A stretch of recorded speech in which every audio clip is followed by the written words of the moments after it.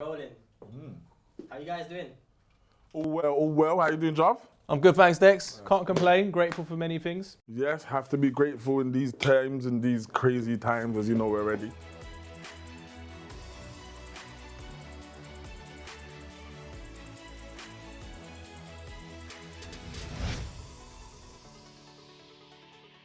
Let's get to know you. Who are you guys? So I am award winner Dexter Sims. I'm going to be your host for most of the show, and I'm here with my co-host. I'm Javed Laher. I'm an entrepreneur. I've worked for organisations and I've done an MBA.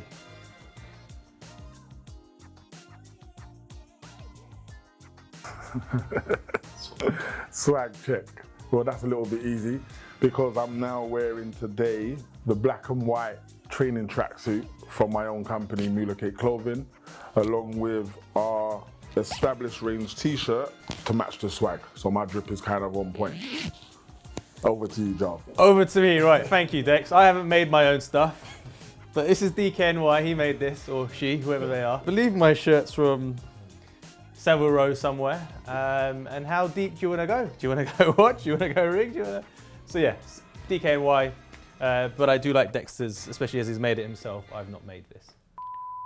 I'm meant to be the guy in the suit, but I actually quite like his tracksuit. I wonder if I should switch roles.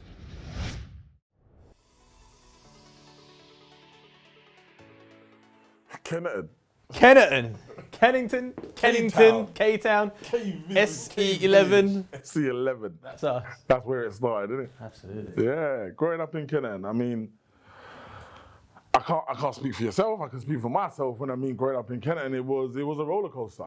It was a roller coaster. There was so much ups and downs. I had great times. I had nightmares. I had rich days. I had poor days. But you know, from the outside looking in, it might look like I had a lot of happy days. But to be honest, I had a lot of sad days too. But I'm grateful because the sad days made the happy days even better, and the sad days made my life how it is today. So growing up in Kennington for me was concrete. For me, it was, like you say, I'm grateful for the experience. It was an experience. Yeah. There were great days. There were days where I was trying to run away from people who were after me or my bike or something I was wearing. A little bit scared at times. But in terms of family background and the area which we lived in, it was a nice community. I think, you know, we had such a nice mix. We had Irish neighbours, Jamaican neighbours, we had Nigerian, Ghanaian, Chinese. It's true. Yeah, it's true. And then use the Asians. Yeah, it's true. It's true. It's true. And you know what's so crazy is that what you might not have known is at that time where bad stuff used to happen in my house and around my family, there was one stage in our life that we said, I bet it's those Indians on the corner. They the one keep calling the police on us. Do you know that? I know it. And whilst we knew what was going on, it wasn't the Indians. See, and I was thinking, you didn't know what was going on, so I'm thinking, yeah, it has to be them or the Irish. They've grasped on us, Dad. That's why the police are at our door. But you know, listening to the parents, you just have to take what they say. You know what I mean? I think I do know who it was. It was someone from the opposite side of us. Someone from the opposite side. Yeah. But I admired all the cars that would pull up. So just so you know, all the BMs, all those BMs, the E30s and the classic That's why you like Mercs. cars. That's why I like cars. And I bought cars like that used to pull up outside your house. So I've had blacked out Mercedes with sound systems lowered with black and silver rims, which looks like the most gangster car ever. Yeah. And then you get me pulling out in a suit. That's what I'm saying, because those cars was drug dealer cars. And I was inspired by those cars. That's why you wanted that there. Okay, that's Just not the dealing side, but the cars definitely. Yeah, so I didn't even know that. You know what I mean? I didn't know that our lifestyle or our family or anything inspired anyone in the area. I thought that we was kind of like the odd ones in the area because we was the ones bringing all the trash to the area kind of thing, if you know what I mean. I've just realised my car choices were inspired by drug dealers. I just thought we had loads of visitors and they were all very happy all the time. We went Tennyson's. Yeah. Like, We were in the smart class as well. We had a red top token. of the class, bruv. Yeah. Top of the class, what? 7-2. 7-2. Mr. Hague. Mr. Haig, yeah, 7'2", Mr. Haig. That guy who wears glasses this thick, then he has a magnifying glass, then he brings the book up here. I'm not sure what he was trying to see. I think he was trying to see the moon. He's talking to us like here, because right in our face. Proper crazy. But yeah, we started off in the top class. And that's what I mean. As much as the life that I was going through, the lifestyle, I had my head in my books. You know, coming from like, I went Millbank Primary School, which is across the waters. And that's where I got educated. And after I got educated in Millbank and I came Tennyson's, I never forget starting Tennyson's, not knowing no one. And I met someone at our examination day. No, you got to do an exam to get into the school. Yeah. I remember meeting someone on examination day, white kid, freckles. George. Ginger hair. George. He went to my primary school. You know, did he? George Miller. That's mad. I didn't know that. So he started on the same day as me, and we just clicked. And I remember through the whole of year 7, I was George's bodyguard. You know that? Dex! And I'm like, George, you can't call me for everything, bruv. But yeah, I was George's bodyguard. George was my good mate. He's my good mate. So yeah, that's memories, man. Memories. What memories you got from Tennyson's? Different memories. I'd say year 7, I was a quiet kid. Yeah. I think there was a lot of being the only Asian guy in a class where it was like 95% people who were black. Yeah. And being the different guy, it's like, oh no, I'm different. And you're different. I was fat with dreadlocks, mate. I was chubby and Indian. I had proper dreads. I'll never forget, bruv. You get me? Man used to call me like Dusty.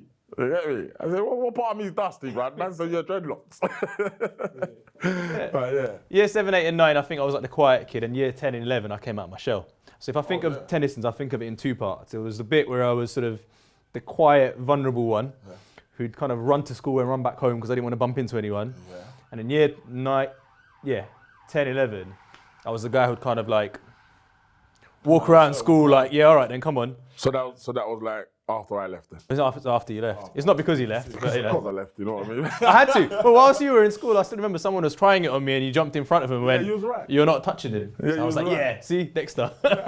He's looking after me. I didn't remember at the time, but after you reminded me a few months ago, I felt quite chuffed because it's like what I do now is, you know, help the community, help people, normal. I just do it for my art. But you kind of just reminded me and highlighted. I've been kind of doing that from my heart for a long time. Yeah, do you know what I mean? And I wouldn't underestimate that because if you think about it, for me, to be able to get on with my work quietly, the guys who'd sit in the front would get it, right? From the kids in the back. Yeah. They'd be cussing them, they'd be saying things and just winding them up. Teachers' pets, innit? Yeah. Exactly, teachers' pets and all those things. So it was hard. But because you were there, and I had my older brother as well, like you were kind of protected. Yeah. So because of that, I could be myself, I could study, and that's what let me kind of get through my exams, not worry what anyone says, because I knew that if anyone tried anything, it's all right, we had backup. Yeah, I love them. So it was good. I love them, yeah. But that's mad. School was up and down. School was different for me. School was, I don't know, boys' school, fighting, surviving, hustling. Like, I don't remember you in school in terms of the things I'm flicking through right now. Conkers, pogs, blackjack, patball, football. All these activities, I don't recall where you was at that time. So if I was doing that, what was you doing? All those things just with 3 people. Oh, is it? We were around the back of a school, so all the groups of kids would take up the front of a school, and there was a back bit near the year 7 playground, and there was a little square box thing near the DT tank. Near the DT thing, the square box thing, yeah. So we used to play on there, and that was all good because we were like, when no one's bothering us. But I still remember, I stopped playing anything after that because there was a guy called Henry Brown McLean. No, exactly who he is. Yeah. Sure. And it just madman, exactly. So one day he just decides when he sees me, he's going to pick up the litter bin, swing it, and then throw it in my direction. Now, I've not met this guy. He's in my class. He's never spoken to me. Mumbled, so I don't know what he's saying. You go. Sorry, Henry, if you're watching this, please don't come for me. This is a long time ago. Yeah, disclaimer. Disclaimer. But he just decided to throw bins at me. Yeah. So I was like, well, this isn't safe. Yeah. So then I just remember going like, forget it, I'm not going to do much. So that was year 7. But yeah, after that, things were fine.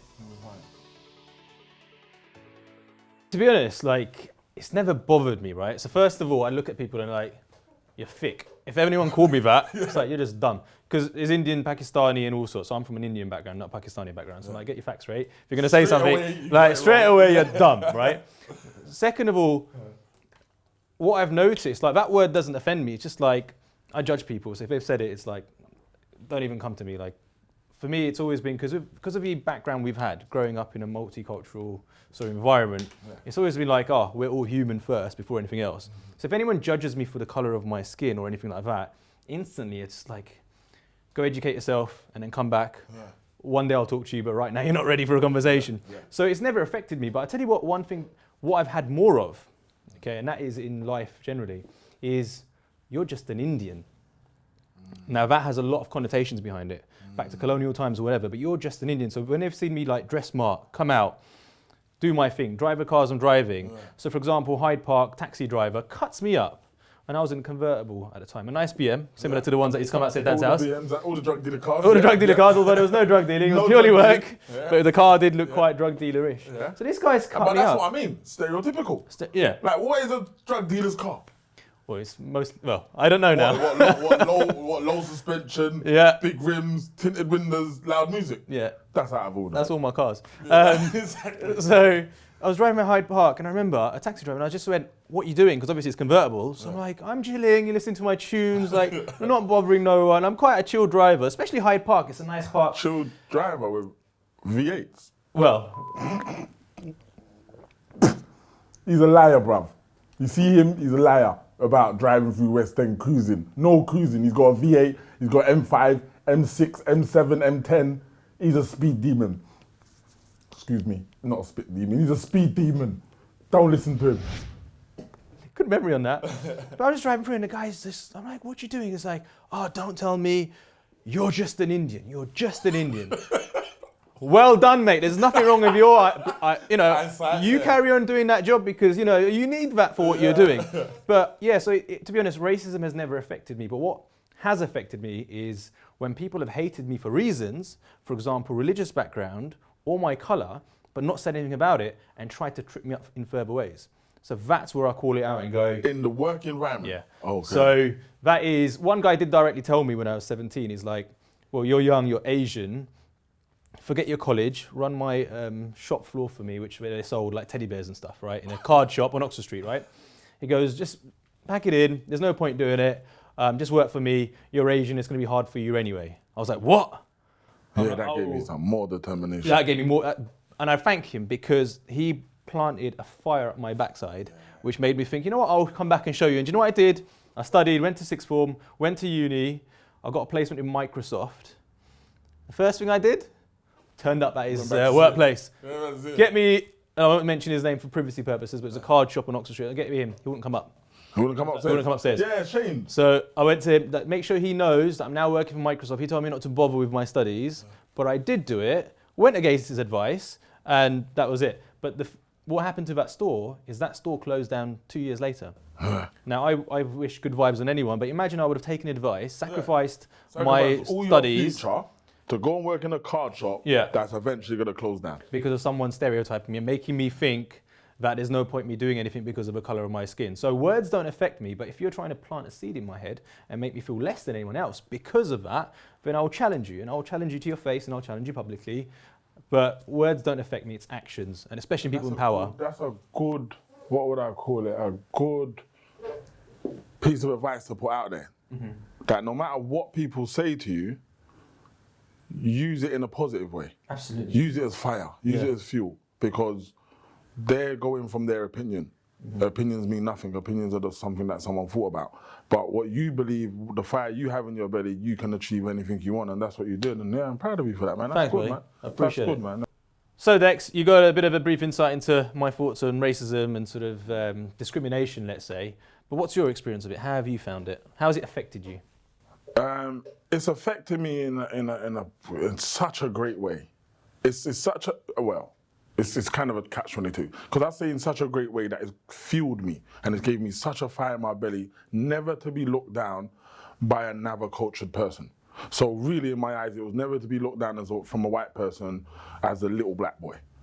That's burned me inside for years, to where okay, I can give you a perfect scenario. You see when you watch Dragons Den, obviously, you're a businessman. yeah. Great. You see how like Peter would deal with someone. Yeah. Yeah, that's my nightmare. To let a person deal with me like that. So you see, from the day I felt that in my head about racism, looking down on me as the little black boy, I started checking off things. Like, okay, I speak well. Okay, I'm educated. Okay, I own a business. Okay, I dress well. There's nothing on this list that makes me this little black boy. And that's what I mean, it's fueled me. But at the same time, it's had to have affected me because I take it too serious. Because I shouldn't care that anyone's gonna talk down to me or like whatever they say or whatever they look at, it's neither here nor there. But I've used it so much as a driving thing that I kind of feel like, yeah, I'm happy that I never wanted to, because I've never worked for anybody. Well, I've had 2 jobs in my whole life. The first job I had, I was working at an after school club, and when I ended up leaving there, because I realized, hold on, you get the hall, you hire a coach, which is me, and then you charge all the parents. And then I get paid this much, and then you keep that much. I think, rah, I can make that. Yeah. So I got a hall, and I made after school football club. Do you know what I mean? And then after that, years and years later, I got another job for 1 month. And after I got my first wage, I hurt my legs, never went back. So the reason why I said that is because I've always felt the same feeling. I don't want anyone to look down on me. It's not being told what to do. It's not being told you're not good enough. It's just, I just don't want to answer to no one. But I do know in reality, if you want that to become a reality, then you need to make sure you're putting enough food on your own plate that you don't have to answer to no one. Because that's the main reason why people get jobs. Because you have to get a job, because you need money to survive. So I've realized, okay, if you want to act so big and almighty, you're not going to work for no one. You won't need to work double hard. And I was cool with that.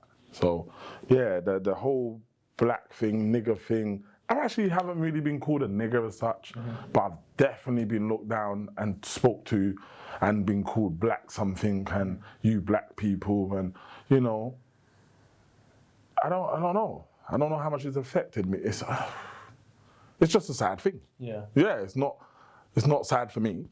It's just sad in society. I remember, and when you say that, our school, so a few years later after you left, they had something called the Eagle Project, where they take people from inner city schools and take them to Cambridge to show them for the day. And I was part of that group. So it was me and a few others. But again, 95% of the group was representative of school, which was 95% black. And I remember, I didn't get it so much, but I was observing. Because I'm like, if I want to come to this university, do I feel comfortable? Would I want to come here? It's a great name. You know, as an Indian parent, my parents would be like, Cambridge, like, Cambridge, my son went to Cambridge. They'd love to say that. But I was like, yeah, that's all good. And there was a possibility to get in, but it wasn't about that. It was about, how do I feel? And I remember the looks we got. You know, some of the guys had the dreads, some of the guys had different cane rolls and various things. And the looks they got. And I remember one of the guys coming out as we were doing a bit of a tour through the halls. And it's like, well, what are these people doing here? Almost like these people. And I'm like, who are you to call us these people? That's what I mean. And that's one of my nightmares. Yeah. I'm not on that. You know, like I'm not on you talking about these people. What people? What kind of people you referring to? and I noticed that. And I was noting how I was treated as an Indian person and my black friends were treated as black individuals. And I just remember seeing, I felt like there was almost a difference to some degree, but the looks were almost like you guys are all sort of one. Yeah. And I thought, you know what, there's no chance I'm going to come here. Fast forward a few years, and I went to Brunel University, which I loved, great university. Brunel in West London. Oh, yes. And that's where I did undergraduate and I did a postgraduate. But then I also went to Harvard. Well, that's what I said, you got an MBA, innit? I've got an MBA from Brunel and I've got a certificate from Harvard University as well. Harvard, that's in America? Yeah. See, what you got to do is get yourself a partner like me. My co-host goes Harvard, or he went Harvard, qualified from Harvard. He is Harvard. Harvard, California. I'm in Boston. Harvard. So I went to Harvard. In America? In So, California? Boston. Boston, Boston, I don't know the map. I've never done geography. Actually, I did Miss Emmett. Oh yeah, Miss Emmett.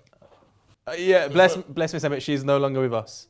Oh, yeah, wow. Sorry to tell you on this, but... Wow, I can't even make the joke then I was going to make. God bless her. My shock face. R.I.P. Miss Emmett. whoever went Tennyson's, you know the joke I was gonna make, but I'm not gonna make the joke. God rest her soul. Yeah. Okay. She fell ill, unfortunately, and no longer best. But Miss Emmett was an amazing lady. And yeah. You always fancied her. Huh? Yeah, fancied her. You fancy me, sorry? Okay. I'm sure her soul's listening, and I'm sure she'll be flattered all these years later. I won't say the rest of the joke, you know what I mean? But yeah, so just going back off that, I was in geography, yeah. Don't know about California, where it was in Boston, yeah? Boston University. Harvard. Yeah, or Boston. The Harvard in Boston. The Harvard. The Harvard. So I'm trying to say. I know I told Dexter about Harvard, but I'm not sure if he believes me. I think I should get my certificate and just show him that I've been. Yeah, so... Say again. Harvard. Yeah, man went Harvard. Man went Harvard. Yeah, man went Harvard. Is what I'm saying. Yeah. That's equivalent to like, man from Brixton, fam. This is what I'm saying. Yeah. When the man asks me from South, oh, where from? Brixton. Oh, okay. Same thing. What, you go to university? Which one? Harvard. Raw. Okay. The man knows you're serious. It holds a certain thing. So when you tell people, they're like, whoa. And the reason I did it was because I wanted to show kids that from the school we went to is that, look, if I can do it, you can definitely do it. 100%. Right? You're from Kennington, bro. Exactly. Yeah. So no special privileges, the same sort of challenges, you know, give or take. I'm mindful that everyone's situation's unique. But I think the main thing I'd say is that, you know, I saved up some money and I could have spent it on a car, clothes, What whatever. made you save? What made me save? Because that my is future. Because you see now we got to touch on it quickly. Because you see how easy you said, like I must admit, I saved a little bit of money. Where that is the good part because you invest in your future. But how did you know to save? Because every black kid spends every little bit of money they get because they're used to not having money. So as soon as I get it, I need to spend it. And what we've been manipulated to think we need Nike trainers, we need this, so we spend. What made you save? So I think it was a cultural thing as well, that you don't waste money, right? So 100%. I think that's the answer I was looking for without even thinking of the answer. But yeah, it is a cultural thing. So my granddad... Black people don't save nothing. So my granddad, you know, he went from India to Africa. So I've got, you know, my dad spent most of his life in Africa, in Malawi. Okay. And, you know, they worked really hard, ran a business, and then saved up, moved to the UK. And they've always worked. They've always contributed to whatever system or country they've been part of, whether that's giving charity or working in the systems or creating their own business. They've always given back in some shape or form. But the key has always been that, you know, save for your future. If you make hay whilst the sun shines, as one of my uncles would say, but save for a rainy day. And it's always about, you know, the fact of assets and liabilities. You know, cars are liabilities. I love my cars. I do love them, but they depreciate. That's true. Will go up. So yeah, that's what it is. No, that's great. I'm really proud of you for that. Again, you know what I mean? It's what makes our chalk and cheese a lot better. You know what I mean? Because we're both successful in that way. But I proper didn't go to college, where I went college and done sports and recreation, but that's nothing to do with what I do now. So I could say I never went college, I never went uni, you know, I never graduated in that kind of form, and I'm where I am now. But you know, on the flip side, you went college, you went uni, you went Harvard, you know what I mean? And we're here now. So we are trying to show the youth and show the people that no matter what background you come from, it's a possibility you can make it. Exactly. And you know, I've looked at what you've done with Mullicate, and I my hats are off to you because, you know, I've had some experience in entrepreneurship and I've got my app running on the side, but to build a brand, to get it out there, to make it work, to make a profitable business, to do all these hubs and things, you know. So I'd look at the education side, okay, that's one way to do it, but what you've done is amazing because you've done that without a structured system, as you say, right? Without nothing to follow. And to me, that's like ultimate respect because I'll say, okay, well, you know, I took this methodology from this thing that I learned and did this from that learned, and then here I'm trying to do something. Yeah, you made the equation. Whereas you're like, you know what, I'm just going to go out and do it. So I think, you know, the example of our conversation, I really respect you that is, you know, you can choose either path, right? It's that grit and willingness to go and make something of yourself. And in fact, education takes time. Like I've sacrificed 4 years for my undergraduate, including a placement, plus 2 years MBA part-time. My brain's been fried. 6 years of... 6 years of studies. On top of the 6 years of school. Exactly. Yeah, so it's 12 years of paperwork. Writing things up, you know, getting blurry eyes from looking at a computer all day. Dissertations and stuff. Dissertation, 12,000 word dissertation. And like, you know, 4 a.m. just going through your work and stuff. So I'm like, you know what? Everything's an opportunity cost, right? So I remember in one of my lectures, they'd say, you know, you've got 50p, you can either buy a Mars bar or a packet of peanuts, right? I'm not sure if that's how much it costs, but that's the example I used to give. Yeah. The whole thing is, this is an opportunity cost, right? You can go down the entrepreneur route, or you can go down the business and educational route, right? I'm not saying one's better over the other. It's just what you put in is what you get out. And I think from our listening to our conversation now, it's like, it's what drives you. Yeah. Because my drive of not wanting to work for someone or not wanting to be looked down on, or the whole of the 50% of illegal activity I was shown, it drove me to want to learn all about legal life. Do you know what I mean? Like I always said, my dad's one of the best role models on earth to me, because he showed me everything in life not to do. So all I have to find out is what to do. Yeah. That's it. So it was very easy for me. You know, like a lot of people don't really get that analogy. When you have someone who don't show you anything, when you see things, you feel like you want to test it, you want to touch it, you want to smoke it, you want to taste it, you want to look at it, you want to get involved. But when you've been shown all those stuff already, I now know what not to do. Yeah. Now I need to go and find out what to do. And that's what this is. Yeah. Just finding out, what if I do a pop-up shop, if I start clothing line, if I start music, if I do community hub, whatever it is, I just want to find out. And the more I found out is the more I've idolized people like, I don't know, Richard Branson or Gary Vee, or, do you know what I mean? Because building a brand it's very hard. Yeah. It's very hard, it's long term, it's a lot of sacrifice. But yeah, it's good fun. But you're here, you've got the Entrepreneur Award from Croydon and a lot of collateral. That was a shock. That was amazing. That's That's huge that news. Was a shock. You know, like a shock as in Proud this of you, picture. man. That's great. Thank you, man. This picture, you know, just deciding to try and go for an award. Yeah. I went for an award. I got Entrepreneur of the Year, came second. And then they said to me, why don't you go for Community of the Year? And I was thinking, I don't know, but the way you're saying it is like, I should have went for it and I would have won, you know what I mean? So next year I thought, you know what, I'm going for an award again. So I went for Entrepreneur of the Year and Community Award of the Year, Community Award of the Year. This time, I came third in Community Award and they made me win Entrepreneur of the Year. And I thought, whoa, hold on, I can't breathe.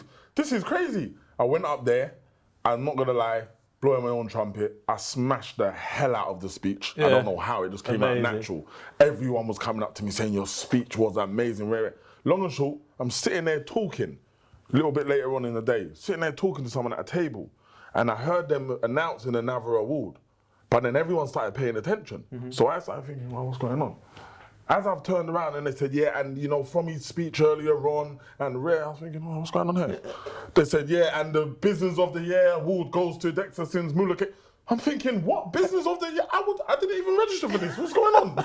And they said, no, every business goes in this one for like automatically. It's out of all the categories. That's amazing. And I won. I thought, how can I win then? There's like 550 businesses.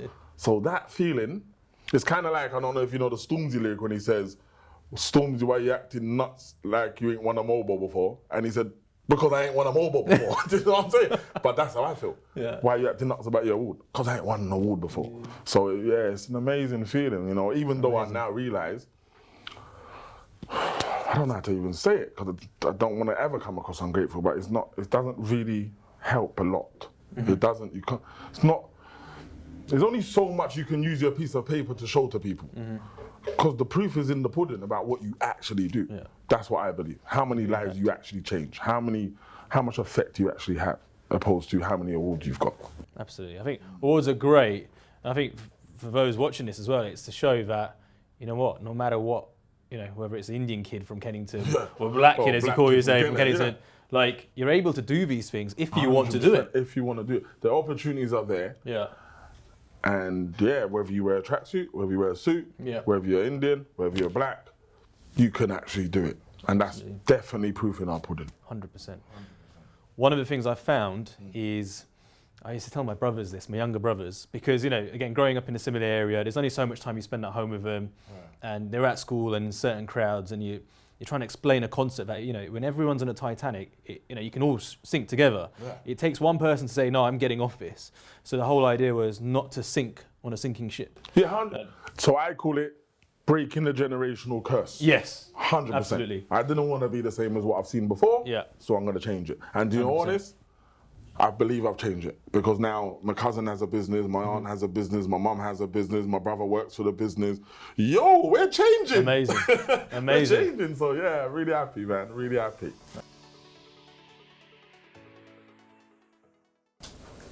That was a great chat, guys. Thanks. Thank you. So, third part of the segment, this is where we actually put your knowledge to the test. We want to see how much you guys know how much about each other. Oh, what is? Do we wear this? What's Yep, this for? you put that around your eyes and you cover your eyes.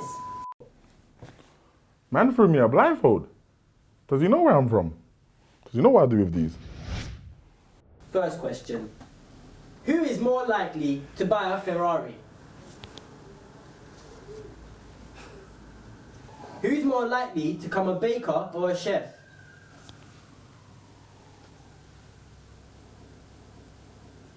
Who's more likely to come up with a genius app idea?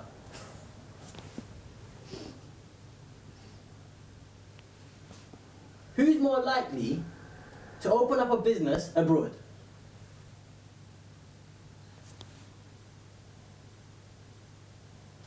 Who's more likely to be distracted by females? Oh. Well, we have partners who might watch this, so why would you do this to us? Sorry, Dex. I'll be open, I'm gonna be honest. Yeah, because she's gonna tell me, yeah, it's you anyway. Who's more likely to sell all their businesses and retire at an early age?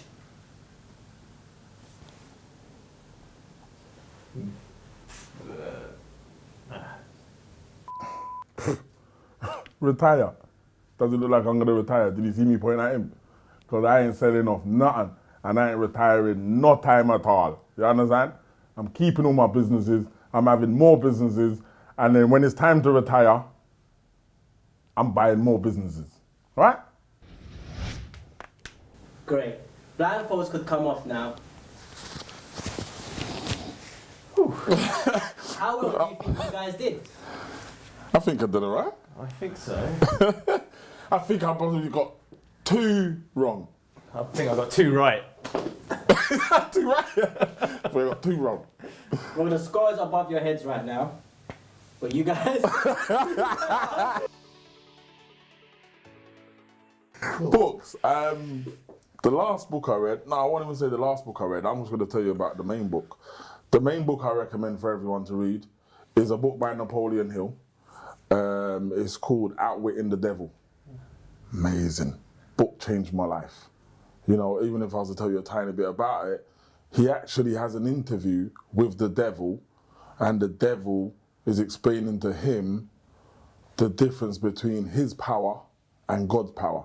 He's blatantly telling you what the main source of devilish things are in life that hold you back from being successful, from being happy, you know what I mean? And I never want to spoil it, but yeah, there's 2 main things in a child's life that is their first devils. And that book opened up my eyes and made me see life different. Amazing. For me, it has to be a book called The Secret by Rhonda Byrne, and Byrne is her surname. And that is about the law of attraction. So for me, that book came into my life at a very interesting time. I was at crossroads as to what to do, and I needed a boost of positivity. And again, without spoiling too much, it's all about mindset, and pretty much you become what you think. So going back to our earlier points, and a lot of my decisions kind of stem out of the thought process of this book, which is whether you believe you can or whether you believe you can't, both are true. We become what we tell ourselves, and that's a quote by Henry Ford. But it's all about that mindset and how to sort of materialize things which are in your thoughts, and how you give focus to things and energy to things which you want to see in your life. So strongly recommended, one of my favorite books of all time. Just like they say, thoughts become things. Absolutely. Imagination creates reality. Thank you very much, guys. We've learned a lot from you today. This week, we've analysed how close your friendship is. Next week, we'll be analysing memory. I'll see you guys next week, and thank you for this week. Thanks very much. Thanks a lot. And with that being said, that's a wrap. Thank you for watching, guys. You've been watching Suits and Tracksuits. Hope you tune in next week. What they gotta do? Subscribe. Subscribe, like, and share. See you next week. Thanks, guys. Take care. All right.